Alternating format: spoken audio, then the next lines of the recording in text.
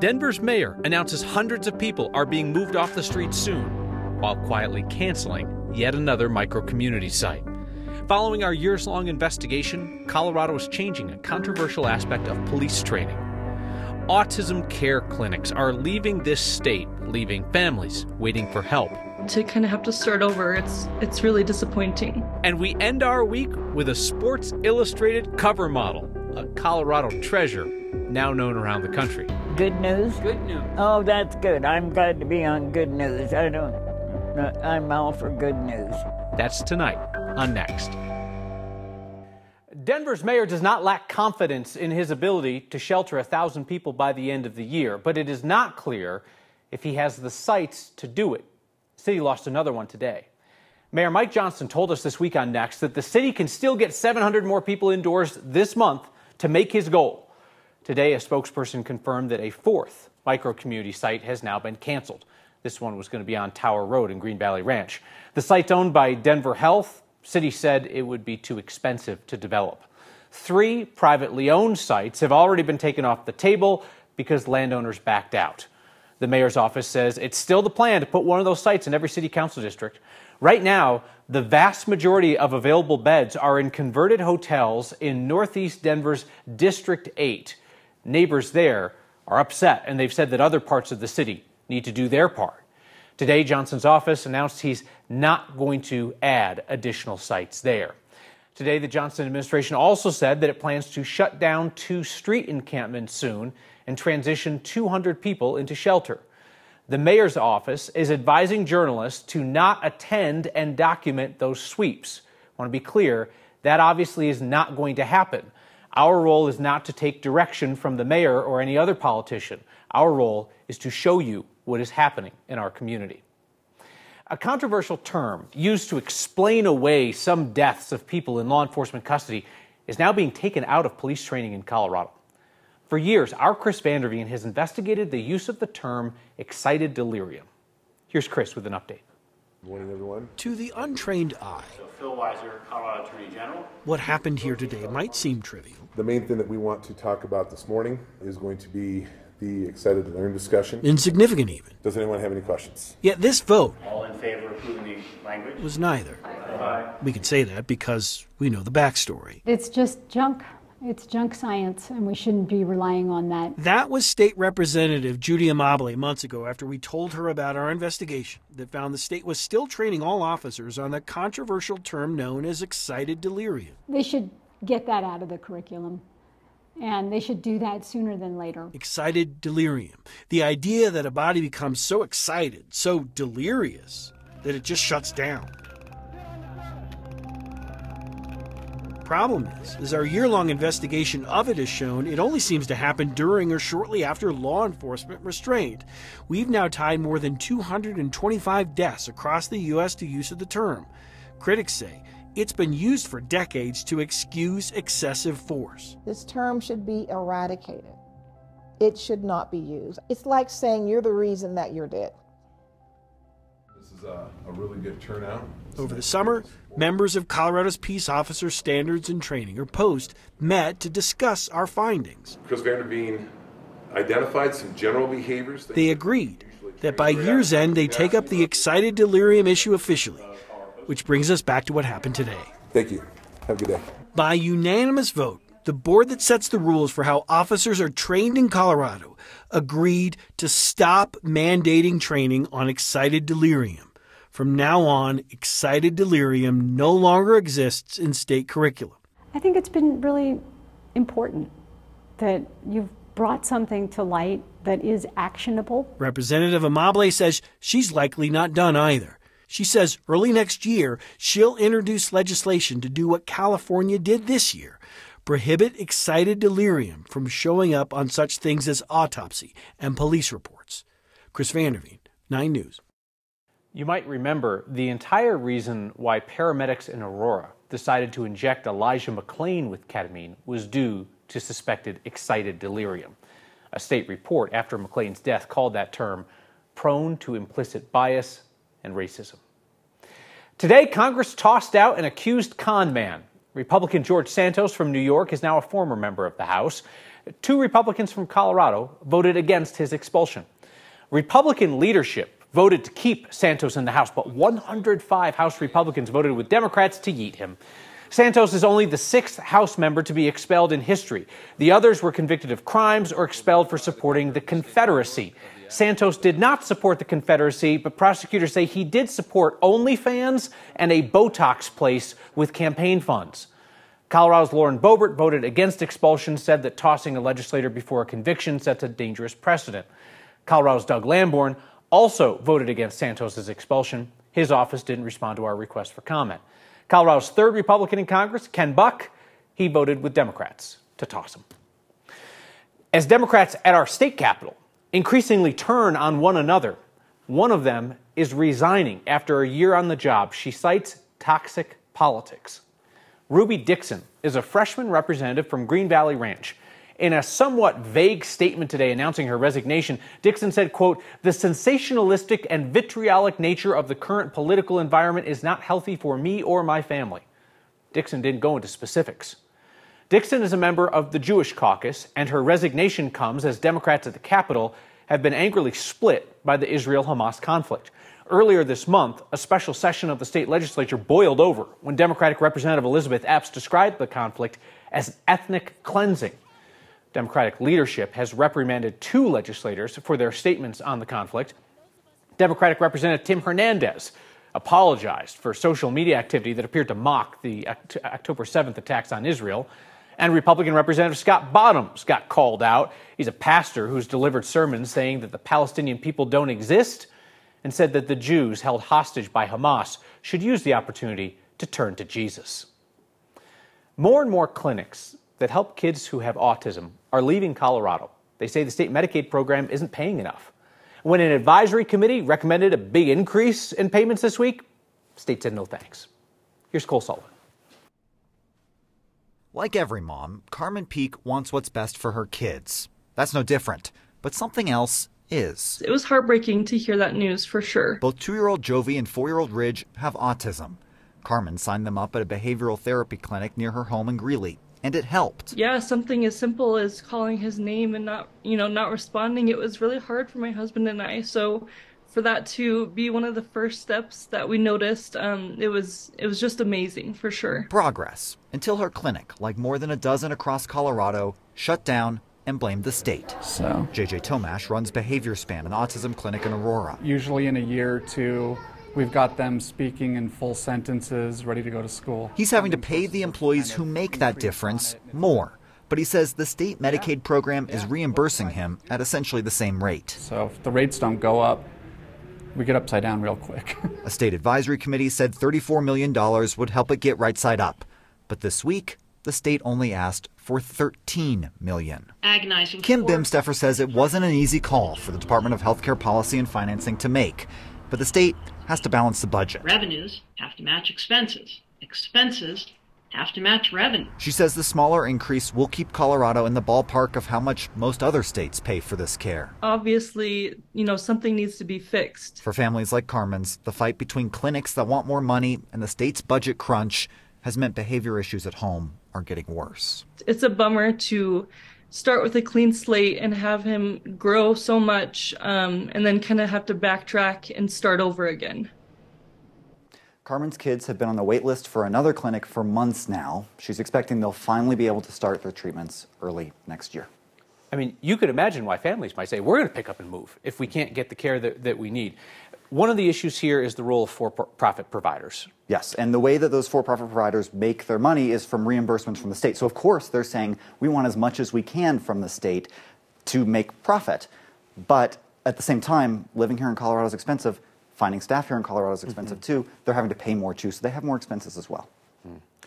Another report about a consequential issue here in Colorado. Your last here on 9 News. You were headed off to a new adventure at our sister station WFAA down in Dallas. Congrats, I should say, but we'll miss your reporting a ton. Thank you very much. I'll miss you. I will miss all the folks here, the talented people you see on air, and all the folks who help make this possible. Folks who are editors, Aurelie, DeMarco, Milt, producers, Mallory and Sam, directors, Lawrence, Cyrus, and so many more who really mean so much to me. It takes a lot of people to put together a show. It also takes reporters who are dogged and intelligent and who get after it every day, and you have been that every day here. So thank you so much. Thank you. Every year around here, we try to do something special for the holidays. We try to make sure that every kid who lives in Denver public housing gets a holiday gift. Every single kid, no exceptions. And we've done this for 3 years straight. Let's see if we can do it for a 4th year in a row. Since Wednesday, your latest Word of Thanks micro-giving campaign has raised $45,000 for the nonprofit Friends of Denver Housing Authority. Families this year are struggling with inflation. They're having to prioritize buying food and paying for childcare and health care over getting presents. So Friends of DHA first starts with the thousands of children in Denver's public housing. Make sure that their parents get a gift card so they can pick out something special for the holidays. Parents get the joy of buying a gift. Kid gets the joy of opening it. Then, if we're able to cover those kids, it's on to children in low-income families in Denver's Section 8 housing. Thousands more there. We've done this for years and years. They've come to count on our support. Scan the QR code on your screen or text the word THANKS to 303-871-1491 to join me in donating. This is our chance to make sure that every one of those kids in Denver has a little hope and a little joy for the holidays. It is the sesquicentennial of Colorado, the semi-quincentennial of the United States, so it is the sesquisemiquincentennial here in Colorado. What? All right, Colorado's got a big birthday coming up. Historians, though, are not quite on board with the party that's being planned for the state capitol.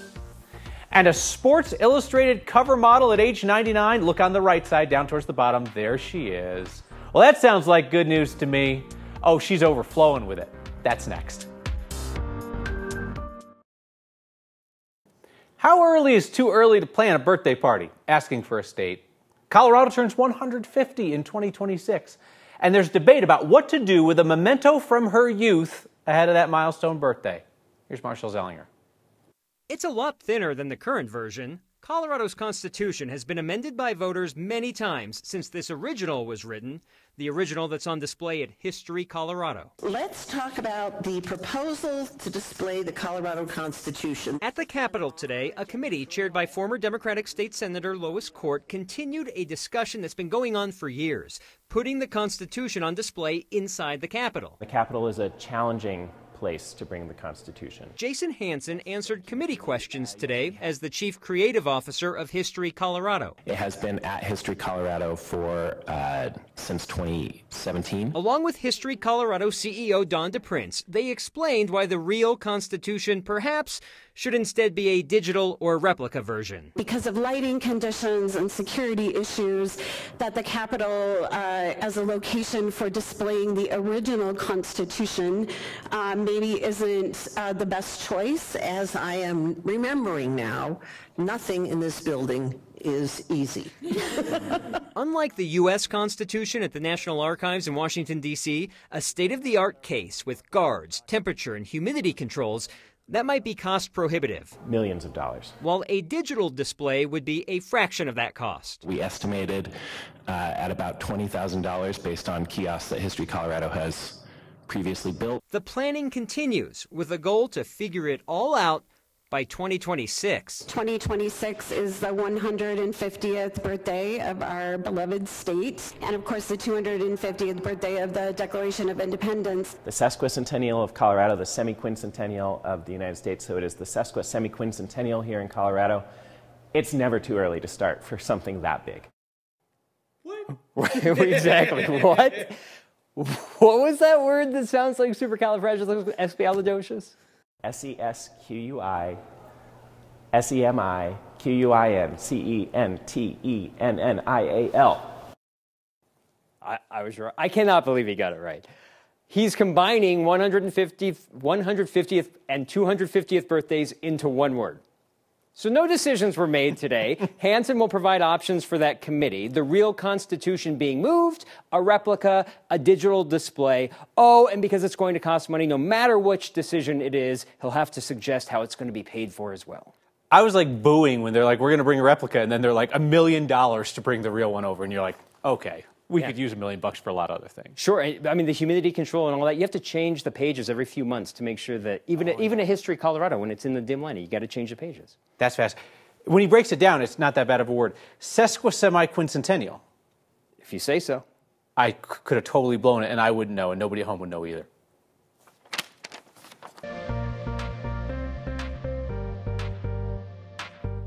All right, well, we do have chilly conditions across the Front Range and Eastern Plains, though we're dry here. Heavy snow continues off to the west. We're cloudy, 30 degrees at DIA. Feels closer to 24 degrees out there with winds coming in from the east at around 6 miles per hour. Now, as we take a look at our HD Doppler radar, the western half of the state has been active all afternoon with those scattered snow showers in the high country and western slope. We're starting to see them push into southern portions of the Front Range from Colorado Springs down to around Trinidad. As we zoom into the urban corridor here, Denver likely to stay dry, maybe a few snowflakes here and there. The furthest east we're seeing this snow is in the foothills areas. Now, as we go over the next few days, we're going to see this heavy snow stick around all the way through Sunday evening. So we do have several winter weather alerts that'll be in effect. We have winter storm warnings in red. We have winter weather advisories in teal. All of these areas expecting maybe a few inches to a couple feet of snow. We're also going to see those winds pick up, causing that blowing snow, reduced visibility, hazardous travel. So travel up to the mountains, not really advised this weekend.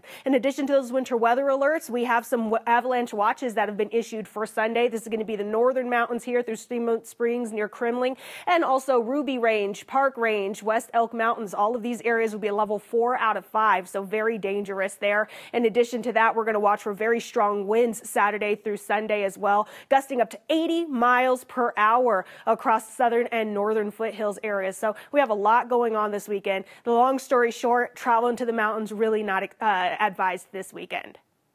Good news for me? Yeah. Well, do you have time to listen to all the good things? Oh, we got time, Peggy. We got lots of time. All 99 years worth of it. Next. Most game nights, you can find Peggy Copham cheering on her Buffs. I mean, she's been a star around here for a long time. But with Peggy now on the cover of Sports Illustrated alongside her close personal friend, Coach Prime, Peggy's now making people smile across America. So she's the perfect person to answer our favorite Friday question. What's your good news? Good news? Good news. Oh, that's good. I'm glad to be on good news.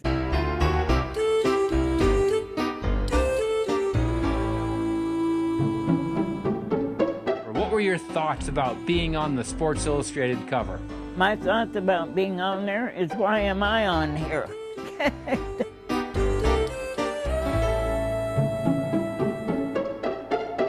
Now, I heard you were joking that you were you disappointed it wasn't the swimsuit issue? No. No. That way, I hope people took it as a joke at my age, 99 years old. I wouldn't put on a swimsuit for anything these days. Coach Prime wanted me on there with him, and I've been a good fan. My twin sister and I for about 80 years, really. Good news for me? Do you have time to listen to all the good things? Good news to be alive. Good news I live in Colorado. Good news God's in my life. Good news for all my family. Good news that I feel good. Good news there are lots of good people on this earth, and good news that I know a lot of them. If you could coach the CU football team, what would be a change that you would make for next year? I would get some big bruisers on both lines, offensive and defensive lines, and protect the quarterback. It's good news that we're all alive here and that God's taking care of all of us, and good news that we can hopefully all get to heaven when we're gone from this earth. The best. Peggy Copham in conversation with our photojournalist Tom Cole, who is the wizard behind many of our Friday segments. Back with your feedback next. Feedback from Penny tonight, who says, gifts for kids in public housing, great. What about immigrant kids on the streets with their family? Well, Penny, we both know this community, this next community's generosity is big enough to do both. So I'm going to let you know a little secret. All right, this week we're taking care of the kids in Denver public housing. Next week, we are going to turn our attention to the needs of immigrant families on our streets. I promise, all right? So I'll see you back here next time.